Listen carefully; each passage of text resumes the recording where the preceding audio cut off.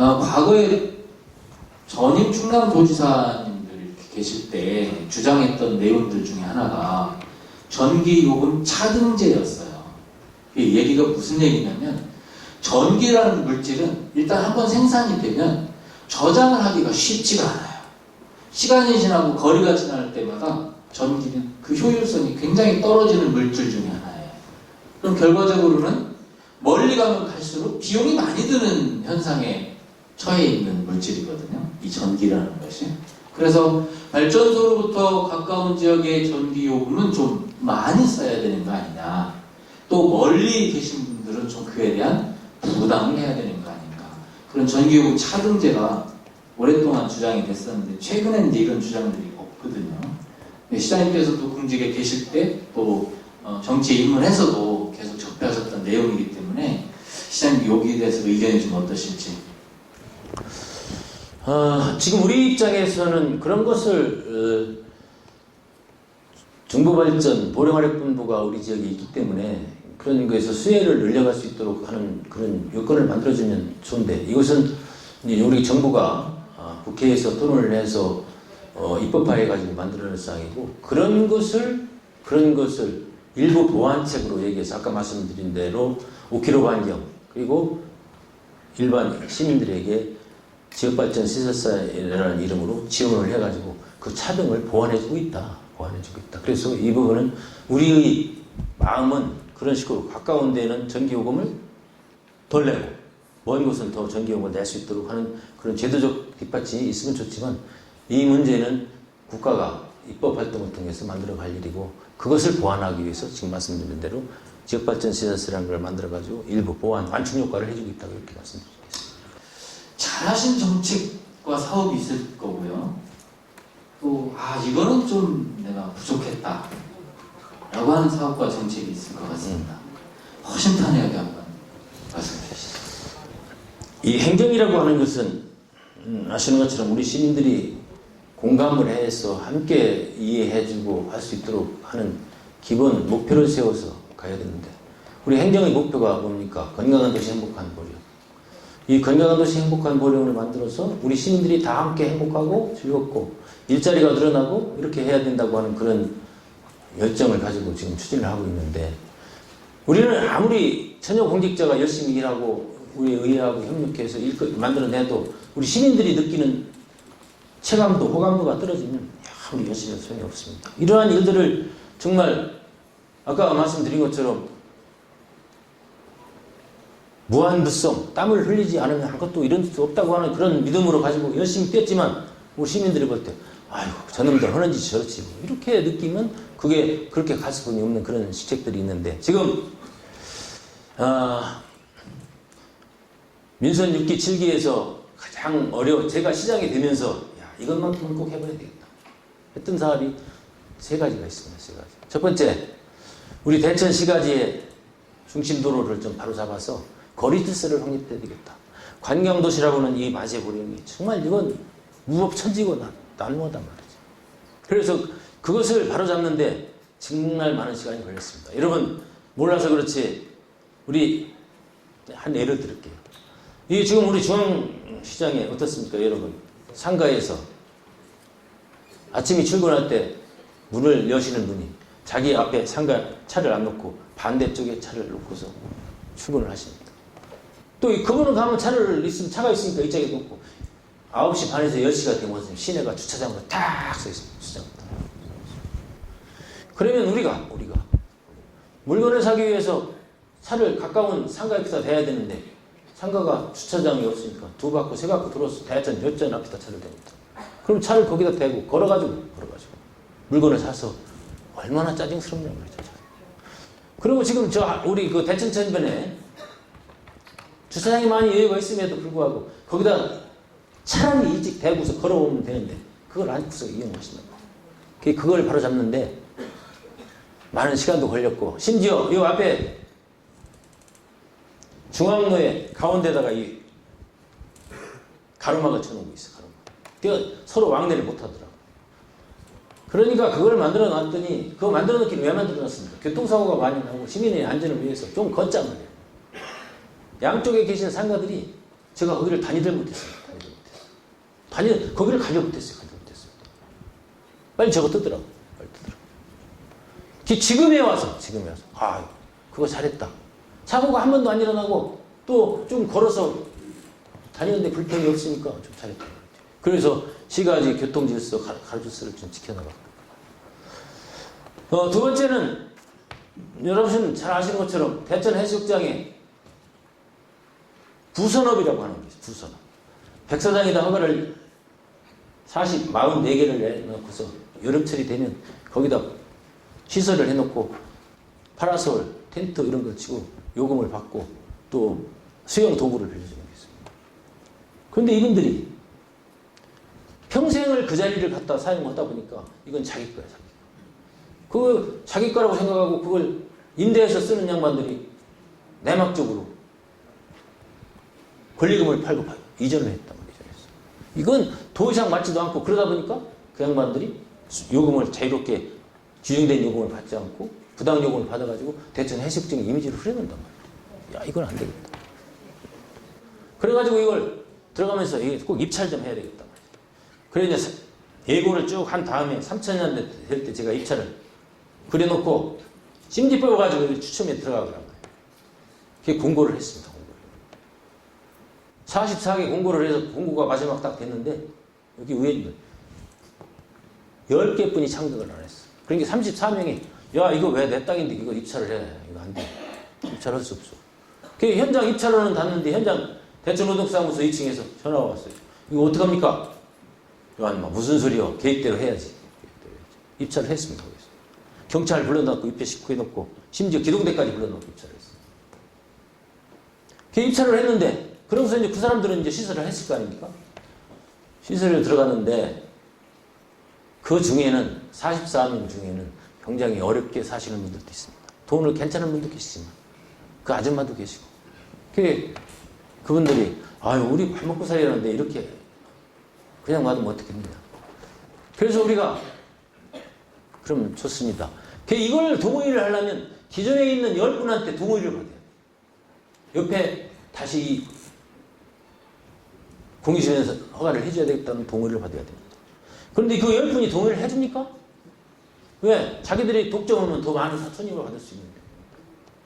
그래 사정 해가지고 10분 중에 9분이 동의해주고 1분이 안 돼서 그냥 이래가지고 그럼 좋다. 22개수로 줄이자. 44개를 22개로 줄여가지고 2인 1조로 들어가라 말이야. 2인 1조로.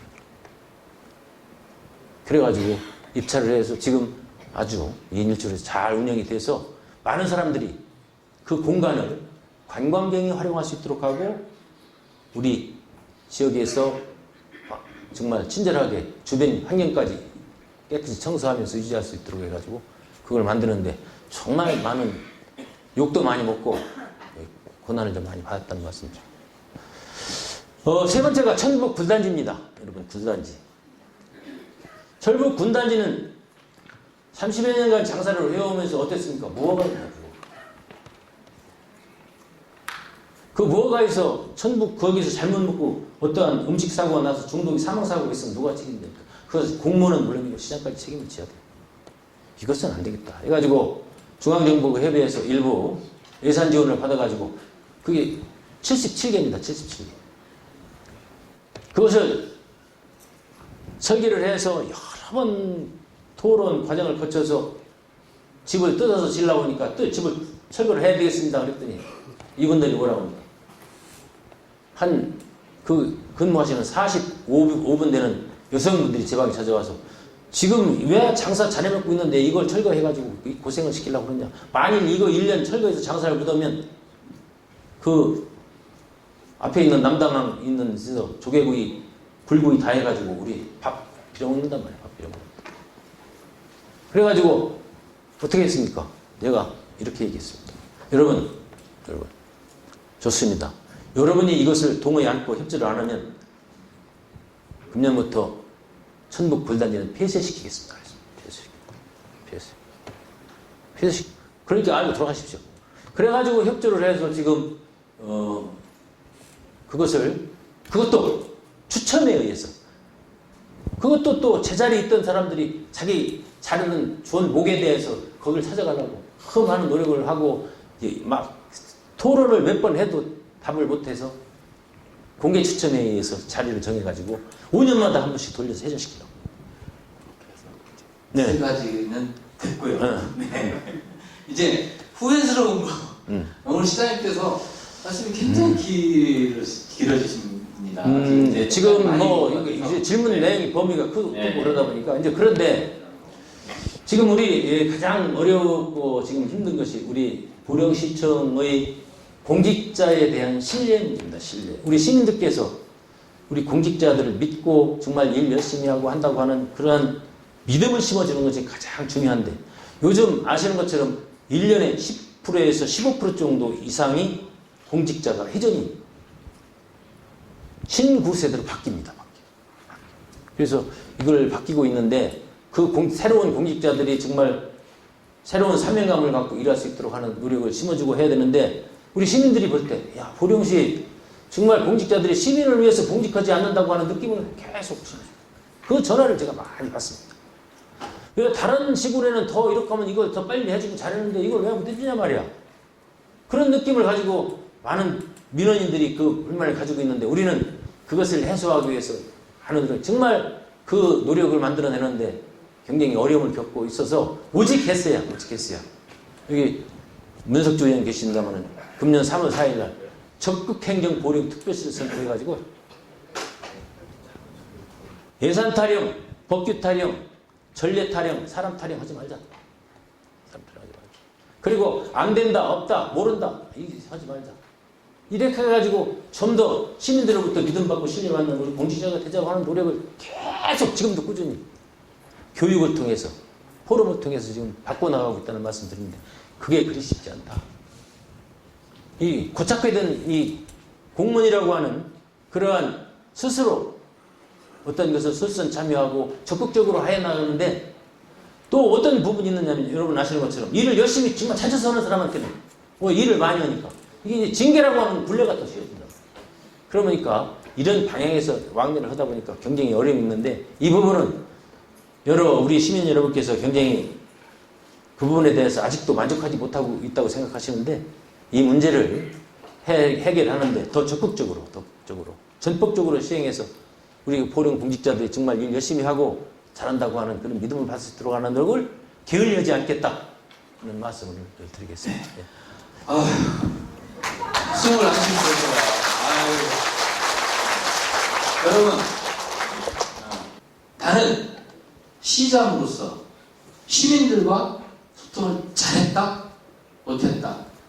10점 만점에 몇 점? 이건 간단한 답입니다. 몇 점만 얘기하면 됩니다. 그건 내가 평가할 수 있는 게 아니잖아요. 우리 시민 자평 한번 해주시죠. 뭐 7, 8점 되지 않나 이렇게 생각합니다. 꽤 높은 점수네요. 박수 한번 주시죠.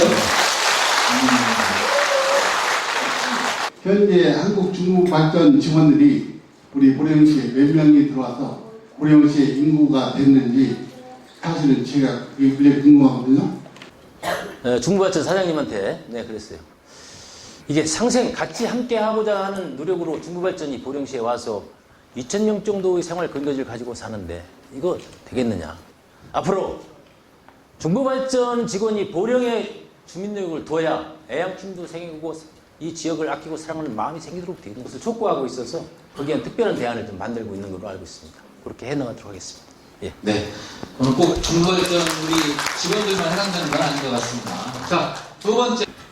제가 생각할 때 지역 발전이 되려면 무엇보다도 중요한 것은 청소년들의 밝은 미래가 우리 만세보령이라고 하는 이 만세보령에서 태어난 아이들이 정말 건강하고 공부도 잘하고 말도 잘 듣고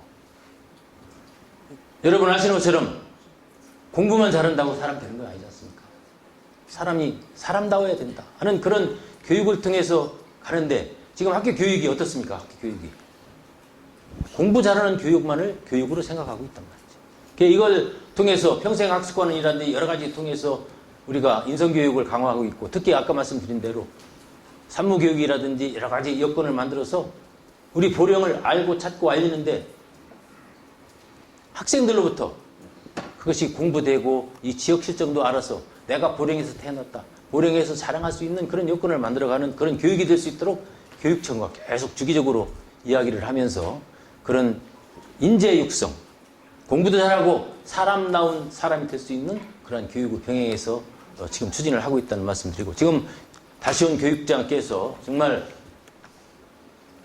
그 학생들에게 이 지역, 이 교육, 자기 고향이기도 하지만 좀 참교육을 좀 시키기 위해서 많은 노력을 하고 있어서 그런 방향으로 교육 방향을 잡아서 목표를 향해서 가겠다는 그런 말씀을 드립니다.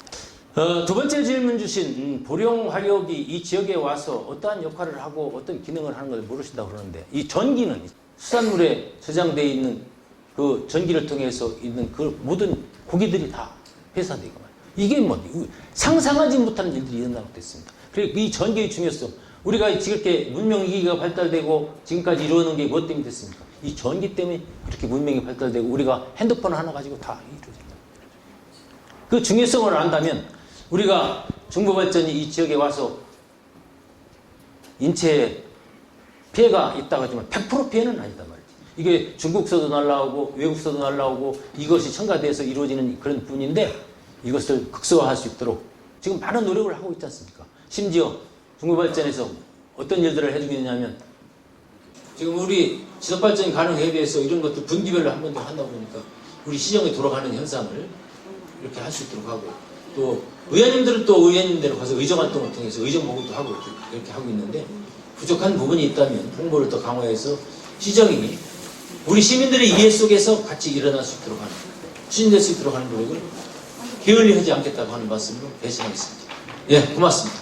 감사합니다.